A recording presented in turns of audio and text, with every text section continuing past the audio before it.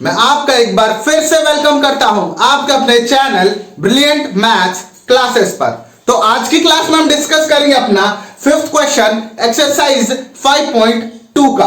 तो fifth question कुछ ऐसा है, इन द गिवन फिगर, यानी कि ये जो फिगर दिया हमें ध्यान से देखेंगे इस फिगर को, कह रहा है the arms of two angles are parallel, यानी कि ये जो आर्म्स हुई हमारी ये और ये वाले, ये दोनों क्या है, एक दूसरे के पैरेलल है। क्या है, एक दूसरे के पैरेलल। और ये भी देखेंगे अगर आप तो ये भी दोनों पैरेलल है, ठीक है। यानी कि ये दोनों एंगल की जो आर्म्स हुई वो एक दूसरे से पैरेलल है। तो आगे बोल रहा है if angle A B C equals to 70 degree, यानी कि ए बी सी ये वाला एंगल जो इधर से है, ये ए वाला, वो कितना दिया हमारे पास, 70 डिग्री दिया। कितना, 70 डिग्री। तो हमें फाइंड करना है डी जी सी, किस एंगल को फाइंड करना है, एक तो ये वाले एंगल को और एक ये वाले एंगल को, डी ई एफ। हमें दो एंगल को फाइंड करना है, एक डीजीसी और डीई एफ। तो ये फाइंड करने का बिल्कुल आसान तरीका है। पहले उसने बोल दिया है कि दोनों एंगल्स के जो आर्म्स है वो दोनों क्या है, पैरेलल है। ये भी, ये दोनों पैरेलल है और ये दोनों पैरेलल है, ठीक है। चलिए, ये बात हमें पता चल गई, पैरेलल है, बहुत इजी हो गया। अब देखिए क्या करना है आपको, ये वाला एंगल निकालना है, ये वाला एंगल निकालना है हमें। ऑलरेडी दिया है कि डीएबीसी 70 डिग्री है। क्या है, यहां पर लिख देंगे आप, गिवन कितना दिया, एंगल ए बी सी कितना दिया हमारे पास, 70 डिग्री, ठीक है। तो इस एंगल को निकालने का एक सबसे आसान तरीका, ये दोनों लाइनें पैरेलल है, ये दोनों लाइनें पैरेलल है। तो अगर आप थोड़ा सा ध्यान से देखें तो ये देखिए इधर और ये देखिए यहां पर कुछ दिखा आपको ऐसे, ये क्या बन रहा है, एफ। क्या बन रहा है, एफ। एफ का मतलब कॉरेस्पॉन्डिंग एंगल। एफ का मतलब याद आया आपको, क्या बताया था मैंने, कॉरेस्पॉन्डिंग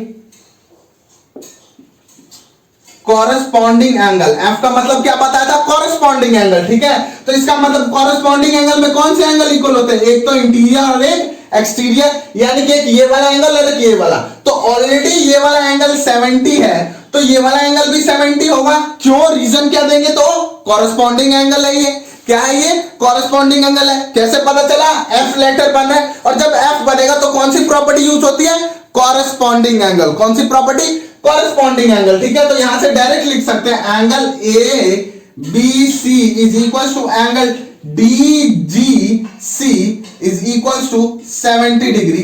ब्रैकेट में लिखेंगे आप कॉरेस्पॉन्डिंग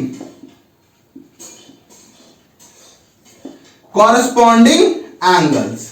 क्या है, ये दोनों आपके कॉरेस्पॉन्डिंग एंगल है। कैसे एंगल है, कॉरेस्पॉन्डिंग एंगल्स है, ठीक है। और अगर आप एक और मान लीजिए आप वहां पर भूल गए कॉरेस्पॉन्डिंग एंगल क्या होता है, तो एक और चीज देखिए, अगर आप ये वाली लाइन ना कंसीडर करें, यहां से देखिए, ये देखिए, तो यहां पर सी बन रहा है, सी बना है, यानी कि को इंटीरियर एंगल और इंटीरियर एंगल। सी बना है तो इंटीरियर एंगल, यानी कि इस एंगल और ये एंगल का जो सम होगा वो क्या होगा, सप्लीमेंट्री, यानी कि 180 डिग्री होगा। इसका मतलब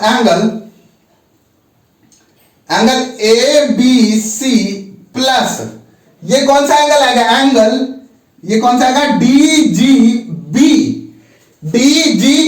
इस साइड वाले एंगल की ले रहे हैं, ना कि उस साइड वाले एंगल की। मैं इस साइड वाले एंगल की बात हो रही है, यानी कि मेरे लेफ्ट वाले एंगल की बात हो रही है। तो डी जी बी, इनका जो सम आएगा वो कितना आएगा, 180। क्यों, क्योंकि ये क्या है, को इंटीरियर एंगल है।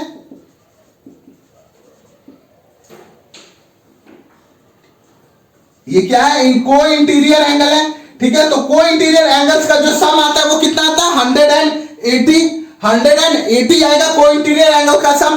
तो एक तो एबीसी ऑलरेडी 70 है, प्लस हमें इसको मान लीजिए angle D G B is equal to 180।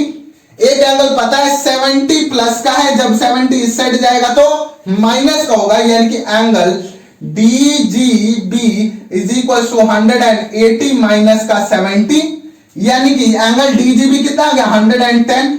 कितना आ गया एंगल डीजीबी, 110, यानी कि ये तो आपका 70 था और ये एंगल आ गया आपका 110। क्या आ गया, 110। तो जब इस साइड वाला 110 आ गया, तो अगर आप ये फिगर हटा दें और ये नीचे वाली फिगर, तो आपको दिख रहा होगा दो एंगल बने, एक इस साइड और एक इस साइड, यानी कि ये स्ट्रेट लाइन हुई बीसी, BC पे दो एंगल बने, अगर इस फिगर को हटाए तो कितने बने, एक तो 110 और दूसरा हमें पता नहीं है तो दूसरा निकाल देंगे। क्यों? क्योंकि अगर स्ट्रेट लाइन पे जितने भी एंगल बने उनका जो सम होगा वो किसके इक्वल होगा, आपका 180 के इक्वल होगा। किसके? 180 के। ठीक है, तो यहां पर लिखेंगे आप एंगल DGB प्लस का angle DGC is equal to 180। क्यों? यहां पर लिखेंगे sum of angles on straight line. क्या होते हैं ये एंगल? कौन से हैं? जो कि ये एंगल है जो कि स्ट्रेट लाइन पे है, इनका जो एंगल्स का सम आएगा वो कितना आएगा आपका 180 आएगा। कितना आएगा? 180 आएगा। ठीक है, अगर स्ट्रेट लाइन पे जितने भी एंगल्स बनेंगे जो उनका सम आएगा वो किसके इक्वल आता है? 180 के। ठीक है, तो यानी कि ये कितना हुआ आपका DGB कितना है? DGB 110 प्लस का DGC हमें नहीं मालूम है, DGC इज इक्वल टू 180 और ये 110 प्लस का इस साइड माइनस का, तो यानी कि ये क्या हो जाएगा 180 माइनस का 110 is equal to angle DGC, यानी कि angle DGC is equal to 70 degree. क्या आ गया? एंगल DGC 70 डिग्री आ गया। ठीक है, कैसे किया मैंने? ये C बना था, को इंटीरियर हुआ, तो को इंटीरियर यानी कि दोनों एंगल्स का सम 180 सप्लीमेंट्री के इक्वल होगा, तो ये दोनों एंगल्स का 180 कर लिया। ABC और DGB को 180 को इंटीरियर एंगल है। ठीक है, तो यहां से ABC की वैल्यू थी 70, मैंने यहां से DGB की वैल्यू निकाल दी इसकी। तो फिर अगर इस फिगर्स को हटा दो, ये नीचे के दो, नीचे वाला फिगर और ये वाला, तो आपको दिख रहा है B और C एक स्ट्रेट लाइन है। स्ट्रेट लाइन पे दो एंगल बनते, एक तो 110 का और दूसरा एंगल कितने का होगा, तो स्ट्रेट लाइन पे जितने भी एंगल्स होते हैं उनका सम 180 के इक्वल होता है। वो देखिए DGB और DGC का जो सम होगा वो किसके इक्वल होगा 180। प्रॉपर्टी क्या लगाई मैंने? Sum of angles on straight line. तो DGB हमारे पास 110 है, ये वाला एंगल 110 और ये वाला एंगल निकालना था हमें, तो 110 plus DGC is equal to 180। Solve किया, DGC की वैल्यू 70 आ गई यहां से भी, और यहां से भी आपकी वैल्यू 180 आई। ये डायरेक्ट था कि अगर आपको याद रहा कॉरेस्पॉन्डिंग एंगल F में बनता है तो आप डायरेक्ट यहां तक कर सकते हैं, कोई दिक्कत नहीं होगा, आपको एग्जैक्टली बिल्कुल सही नंबर मिलेंगे। और अगर आप भूल गए तो आप पहले ये वाला एंगल निकाल लेंगे, एंगल DGB, और यहां से फिर एंगल DGC निकाल देंगे। क्या निकाल देंगे? Angle DGC। ठीक है, तो ये था आपका एंगल DGC। DGC की वैल्यू आपकी कितनी आई है? यहां पर 70 आई है। ठीक है, ये आपको पूरा सॉल्व करना है, यहां तक कर सकते हैं आप, या तो यहां तक, या फिर अगर आपको और थोड़ा सा लॉन्ग में लेना है, एक्सप्लोर करना है, ठीक है, तो आप ये वाला भी कर सकते हैं। ये पूरा आपका यहां तक भी बिल्कुल सही है। ठीक है, तो ये था इसका फर्स्ट पार्ट। सेकंड पार्ट में हमें कौन सा एंगल निकालना है? एंगल DEF, यानी कि ये वाला एंगल निकालना है। ठीक है, कौन सा एंगल निकालना है? ये वाला एंगल निकालना है। तो ये वाला एंगल निकालने के लिए भी बिल्कुल इजी है। जैसे ही हमने ये वाला एंगल निकाला था 70, DGC हमने कितना निकाला है 70, तो जैसे हमने स्टार्टिंग में यानी कि कॉरेस्पॉन्डिंग एंगल्स वाली प्रॉपर्टी हमने निकाल दिया था डायरेक्ट 70, उसी प्रॉपर्टी से यहां पर निकाल देंगे। देखिए कैसे, आपको ये लाइन दिख रही है, ये दोनों लाइन पैरेलल है एक दूसरे के, और अगर आप यहां से ड्रॉ करें ये लाइन तो क्या बन रहा है? F, कुछ इस तरीके का F, इस तरीके का F बने, यानी कि ये वाले एंगल और ये वाले एंगल इक्वल होंगे, ये दोनों एंगल इक्वल होंगे, और मुझे ये वाला एंगल पता है 70, तो ये वाला एंगल भी ऑटोमेटिकली 70 होगा। क्यों? क्योंकि कॉरेस्पॉन्डिंग एंगल से ये क्या है, कौन से एंगल हुए? ये कॉरेस्पॉन्डिंग एंगल की प्रॉपर्टी से क्या हुआ, ये वाला एंगल इसके इक्वल हो गया। ठीक है, तो यहां से डायरेक्ट लिख देंगे आप angle DGC is equal to angle DEF is equal to 70 degree. किसके इक्वल हुआ? 70 डिग्री के इक्वल हुआ। ठीक है, तो यहां से ये हो गया, तो 70 डिग्री आप यहां पर प्रॉपर्टी लिख देंगे कॉरेस्पॉन्डिंग